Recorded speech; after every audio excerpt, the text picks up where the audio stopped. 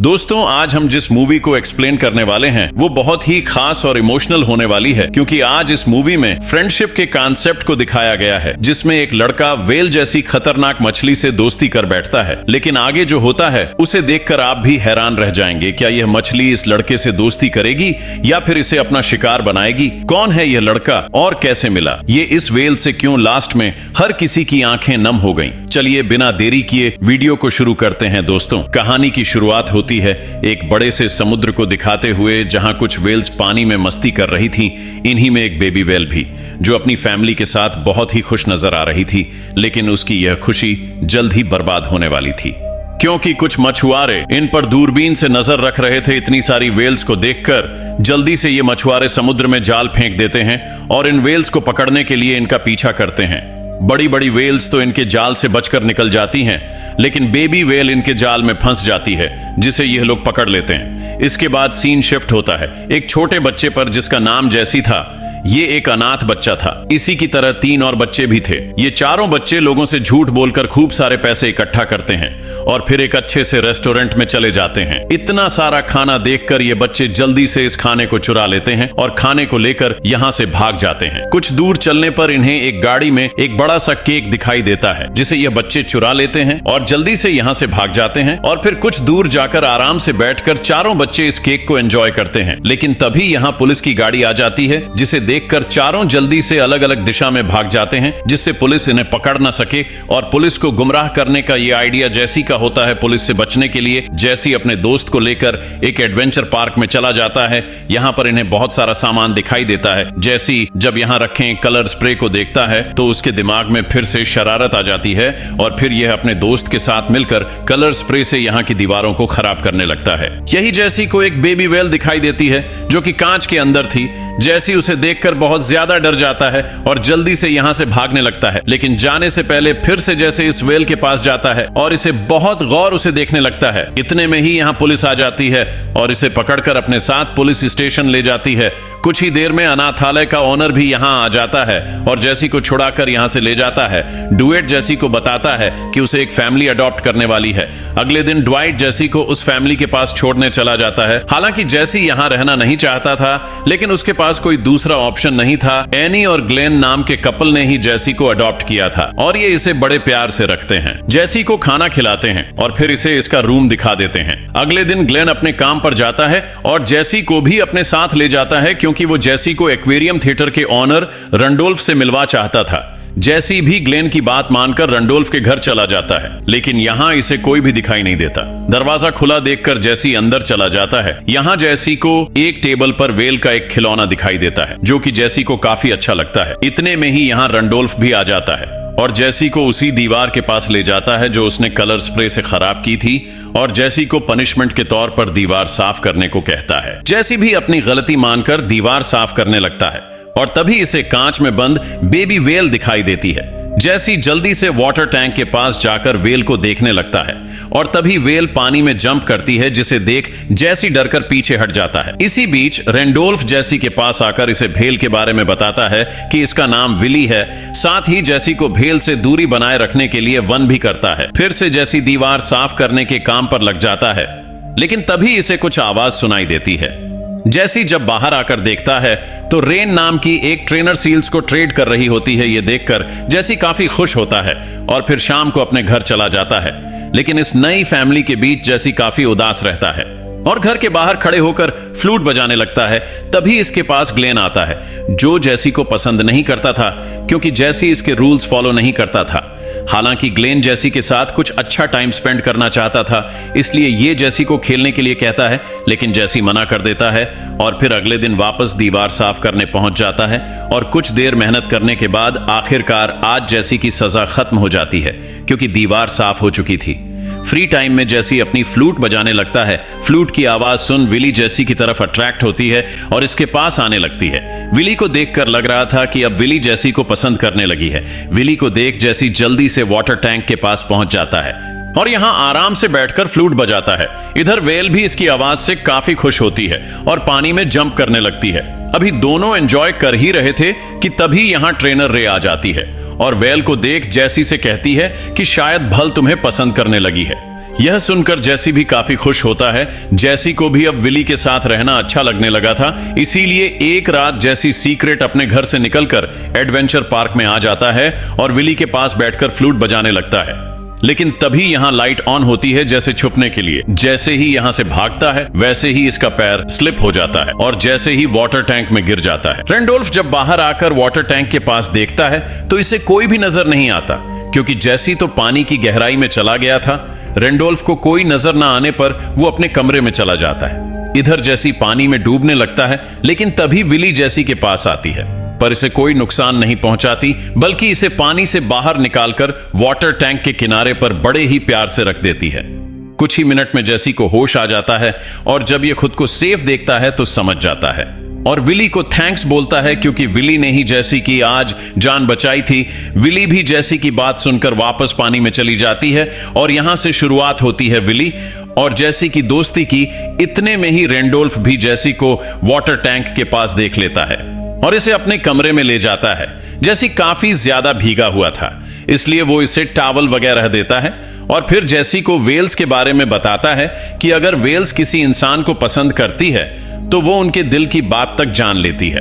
आज विली ने तुम्हारी जान बचाई, इसका मतलब है कि विली तुम्हें पसंद करने लगी है। यह सुनकर जैसी को भी काफी अच्छा लगता है। इसके बाद रेंडोल्फ जैसी को उसके घर छोड़ने जाता है, क्योंकि रात बहुत ज्यादा हो गई थी। एनी और ग्लेन जब जैसी को देखते हैं तो उन्हें थोड़ा रिलैक्स फील होता है, क्योंकि ये दोनों जैसी के लिए काफी परेशान हो गए थे। रेंडोल्फ जैसी के पेरेंट्स से कहता है कि मैं जैसी को समर वेकेशन तक अपने एडवेंचर पार्क में काम करने के लिए रखना चाहता हूं। ये सुनकर जैसी तुरंत काम करने के लिए राजी हो जाता है, क्योंकि वो विली के साथ टाइम स्पेंड करना चाहता था। जैसी की खुशी के लिए एनी और ग्लेन भी मान जाते हैं, लेकिन सिर्फ दिन में ही जैसी को वहां जाने की इजाजत देते हैं। जैसी भी खुशी खुशी इनकी बात मान लेता है। अगली सुबह हम जैसी को बेहद खुश देखते हैं कि जल्दी से अपनी साइकिल उठाता है और एडवेंचर पार्क के लिए रवाना हो जाता है। एडवेंचर पार्क पहुंचकर जल्दी से विली से मिलने जाता है, लेकिन मिल नहीं पाता, क्योंकि कुछ लोग विली पर टेस्ट वगैरह कर रहे थे। इसके बाद ये लोग विली को यहां से ले जाने लगते हैं, लेकिन जैसी विली की रस्सी खोल देता है और विली जल्दी से वापस से पानी में चली जाती है। दरअसल विली को इसलिए किया जा रहा था ताकि यह इसे सर्कस में शो करने के लिए तैयार कर सके और विली की मदद से खूब पैसा कमाया। लेकिन जैसी को विली से काफी हमदर्दी थी, इसीलिए यह फिश मार्केट जाता है और विली के खाने के लिए मछली खरीदता है। यहीं पर जैसी को अपना दोस्त मिल जाता है, जो जैसी को अपने साथ चलने के लिए कहता है, लेकिन जैसी जाने से मना कर देता है और मछली लेकर जल्दी से विली के पास आ जाता है।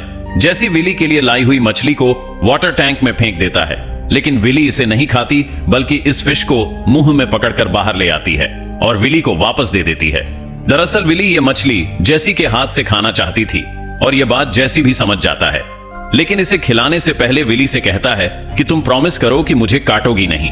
विली भी इस पर गर्दन हिलाती है और फिर जैसी इस मछली को अपने हाथ से ही विली के मुंह में डालता है और विली तुरंत इसे खा लेती है। जैसी बिना डरे विली के ऊपर हाथ भी फेरता है और विली इसे कुछ भी कहती। इसके बाद जब जैसी यहां से जाने लगता है तो विली भी पानी में इसके साथ साथ चलने लगती है। ये देख जैसी विली को डांस करने के लिए कहता है और जैसा जैसी करता है वैसे ही विली भी अपने विंग्स को हिलाकर मूव्स करती है। ये सब रेंडोल्फ देख लेता है और जल्दी से ट्रेनर रे को बुलाकर इन दोनों का डांस दिखाता है। रे ये देखकर बहुत खुश होती है और जैसी के पास जाकर उसे कहती है कि क्या तुम मेरी मदद करोगे। दरअसल रे विली को सर्कस के लिए ट्रेंड करना चाहती थी, लेकिन विली जैसी को काफी अच्छे से जानने लगी थी, इसीलिए रे जैसी के साथ मिलकर विली को ट्रेंड करने का फैसला करती है और जैसी भी रे का साथ देने के लिए राजी हो जाता है। अगले दिन जैसी फिर से विली के साथ मस्ती करता है और इसके लिए फिश लेकर आता है।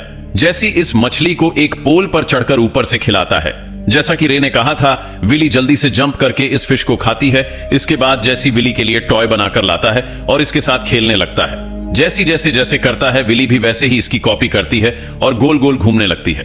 दोनों में इतनी अच्छी बॉन्डिंग हो जाती है कि विली जैसी को अपनी पीठ पर बैठाकर पूरे वाटर टैंक में घुमा है। रे ने जैसी को बताया था कि वेल्स की टंग पर हाथ फेरने से इन्हें काफी अच्छा लगता है, इसीलिए जैसी भी ऐसा ही करता है और विली से कोई नुकसान नहीं पहुंचाती। इसके बाद जैसे ग्लेन को खाना देने के लिए जाता है और ग्लेन को बताता है कि कुछ ही समय में मेरी मॉम मुझे लेने के लिए आ जाएंगी और फिर मैं यहां से चला जाऊंगा। ये सुन ग्लेन कहता है कि मुझे तो तुम्हारी मॉम के बारे में किसी ने कुछ नहीं बताया। इस पर जैसी नाराज हो जाता है और कहता है कि आप मेरी बात पर यकीन नहीं करते। गुस्सा करते हुए जैसे ही यहां से चला जाता है।